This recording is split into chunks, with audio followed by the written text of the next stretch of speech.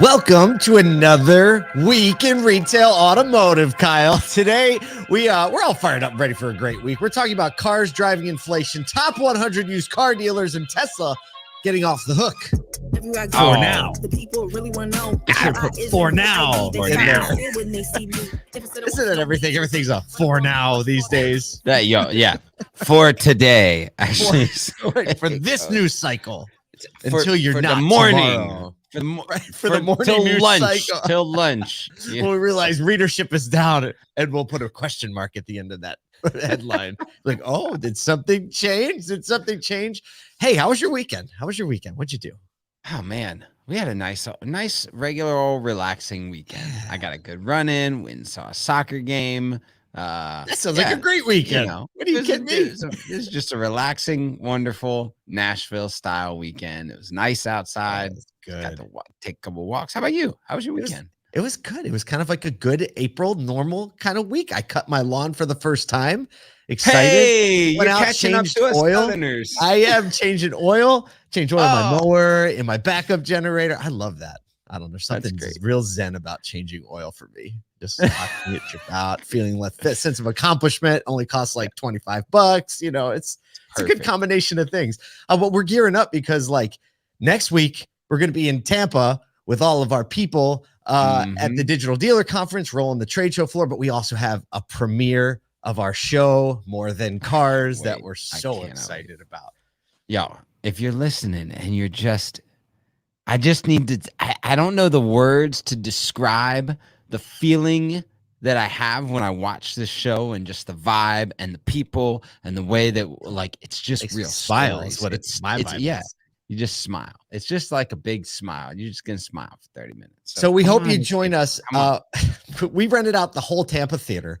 And we were going to have the red carpet and the step and repeat and swag bags, which are just right for the event. Concessions, popcorn, all that stuff is open and free if you have a ticket. So you can go to so2x.com and get a ticket. They're not expensive. And if you're a dealer going to Digital Dealer, we worked out a little collaboration with our friends over there to make sure all the dealers at Digital Dealer get into this premiere event for free. So the evening, Tuesday night, May 2nd, make sure this is the place you're at. We have room for quite a bit of people, but our last couple Tampa events did sell out. And this one is way more accessible and cheaper than the other ones, but I think it's going to be way more fun.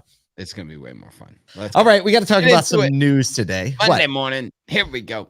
Okay. So the Wall Street Journal over the weekend highlighted a recent study showing that car dealer markups, that's, paying more than sticker price, significantly contributed to the 16% increase in the consumer price index or inflation over the past few years. The study was actually written by a gentleman named Michael Haviland, who previously worked, he previously worked for the U.S. Bureau of Labor and Statistics, but he wrote the paper on his own. He was just like, this is my nightly reading. He's like, yeah. So he was like, just took it upon himself to write this paper. And he compared basically the producer price index, which is wholesale prices, to the consumer index, which is what people are actually paying. And it says that new car inflation contributed a full point to inflation, which is pretty sizable if you think about the entire. I just want to say congratulations. Congratulations to Otto. One of 16 of the whole U.S. price index. Let's go. So this and then in a separate study published by, get this, the Kansas City Federal Reserve Bank, which by the way, we know a guy. The chairman happens to be our speaker at a SodaCon last year, Jim McKelvey. They said they pointed out that markups in all industries, not just auto, accumulated for more than half of all the inflation we saw. So people pricing products according to demand. Funny thing about that. NADA had something to say about it in a comment. They said, it is absurd to argue that dealers contributed substantially or even at all to inflation, like blaming it just on dealers, not the industry, but pointing your fingers at the dealers. He says, by that logic, every consumer who sold or traded a vehicle for more than its Kelley Blue Book value, a couple of those things happen, profiteered from the sale and thus bears responsibility for inflation. So he's like, look, you cannot point the finger at dealers and say, it's you dealers that did this. He goes, anybody that sold a car for more than Kelley Blue Book price actually marked the vehicle up. That's a it's a solid point. There's a little really solid point. Last little thing. But think about how many people sell their vehicles private party. Probably didn't track that, did you? All I know is I turned in my lease and I got a check bigger than the Kelley Blue Book value for mine. So all day. Helped inflation go up. Did you? Do it. Me too. I did it. There's a story in there, though. I think this is kind of one of the ways that we can tie this to the ground. There's a story of a couple, Heather and David, who were told by their local Ford dealership that the F-150 Lightning they ordered it. It would be $10,000 more than the price, off the order because of demand and limited supply. And they ended up getting one from 2.5 hours away. They found a dealer who would let them order it and not mark the price up $10,000. And they, because of their experience, joined advocacy efforts to get a bill passed in the California legislature that would prohibit dealers from marking up EVs at all. So this is all kinds of things tying together, right? It's just all bunches of stuff. Here's the thing. Couple things. One, two, let's three. just target the Ford Lightning right now. I'm hearing, and our good friend car dealership guy has recently mentioned, and then a few people also commented that the Ford Lightning interest is waning across the country. So check that out. Second, come on. If pricing can't meet demand where it's at, supply and demand things break. So that ain't going to work. You're saying free market economics actually, something like that.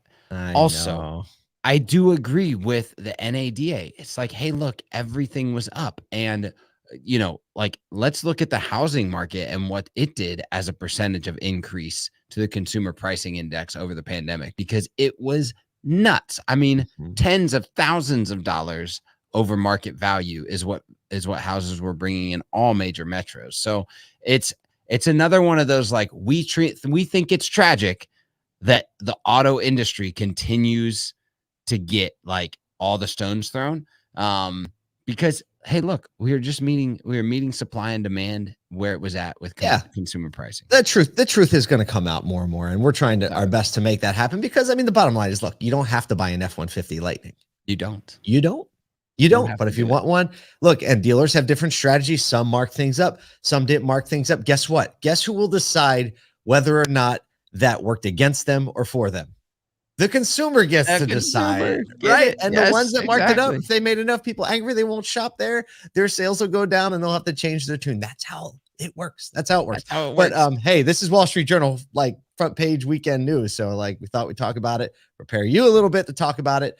Speaking of talking about the things that are happening in dealers, this is segue. This is good. We love the lists. We love to know about the list. Friends at Automotive News, their list of top used car dealers in the country has been released, and Lithia has claimed the top spot. Hashtag big surprise, with over 311,000 used vehicles sold. Number 2 is AutoNation with over 299,000 sold, followed by Penske with around 261,000. They did note in the article that the formation of the list has substantively changed this year, since CarMax sold their only franchise store, which was a Toyota store, if I remember correctly. Yes. They sold this store, so they are no longer a new car dealer at all. So they are no longer on the list, because it consists of just new car franchise dealers. So they aren't on the list anymore. Just as a note, though, they did sell 810,000 used vehicles last year. They wholesaled 590,000. That's the number that blows my mind. It's like they wholesaled as many as the top 2 public dealer groups sold. They're just killing it. Powerhouse. They're killing it. To watch them. You have to watch them. Like, what are they doing? What can we borrow? A couple friends showed up on the list, which is always fun for us. Yep. Del Grande Dealer Group jumped the most spots on the list. They jumped 27 spots from number 86 to number 59. And our friends at Garber also had the highest used to new ratio, selling 2.8 used cars for every one new car. We know a couple of the marketers at those places. There's a little bit of Nathan Hollenbeck and Ryan Everson and their teams are teams to pay attention to what they're doing in digital spaces, for sure. And it makes a ton of sense that they own used car sales volumes. So, yeah. What do they call that? A locus of points, right? When you're plotting out things on a map. And I'm going to, like, selfishly say, okay, this is the Asotu friend circle, and there happens to be a locus of points in the middle of that little thing of all the people on these lists. Just saying. Just saying. And one of the get on the email list if you're not on the email list, because a lot of these people are in the email every day. Just saying. I'm not saying it's the reason why, Kyle, I'm just saying. Just saying, Who doesn't they're want to close. hang They're out with close. the winners though, for real? Hang out with the winners. Let's go. Hanging out with the winners. All right, we got one more for you today. We got one more. This is a good one. There's no segue into it, but Tesla scored a significant legal victory in a California state court as a jury ruled that the company's autopilot feature did not fail in a crash while the software was engaged. The plaintiff was essentially seeking a $3 million suit for damages, alleging defects in Autopilot's airbag design, but the jury awarded zero damages. They decided that Tesla didn't fail to disclose facts about Autopilot's limitations, as the company continues to emphasize that Autopilot and full self-driving systems do not make cars autonomous, and drivers must be prepared to take control. There you go.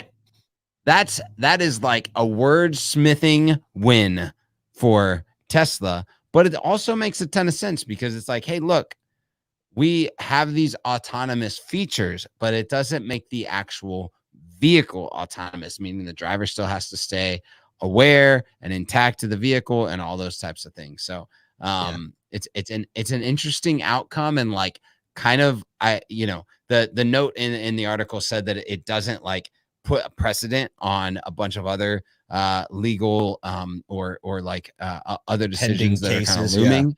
Yeah. But I think that like there's no way it can't in some way start to like tune people to, well, it becomes a case precedent at least. Exactly. Right. Yep. And it's the first case precedent, and this scenario specifically was one where like a lot of the other cases where Autopilot was activated in a city environment, in a non-highway environment, which is explicitly saying like, hey, like you shouldn't do that. It'll be interesting to see if something happens with a crash in a highway environment. Right. But either way, I mean, this is definitely one of those things. Tesla stock reacted positively to it as well. But one of the things that it does kind of like raise the flag on is, Elon Musk just as recently as last week was putting a lot of focus on the fact that, hey, we can sell cars for less profit because we're going to reap profit in the future when autonomy comes in. Right. And this case really does still gets all the details out there and highlights how far from autonomy they actually are. Yeah. Basically, he was saying we can sell the vehicles at zero profit while maintaining our profit margins through software sales and autonomous vehicle like the big technology sales. That's the big ticket item. It's interesting because like they've been saying for 4 or 5 years now, like, hey, autonomous is right around the corner. It's right around the corner. It's right around the corner. And it's quite clear that it's still a far way off. And even litigation is saying, hey, look, that's definitely not where autonomous vehicles are living. Yeah, it's not.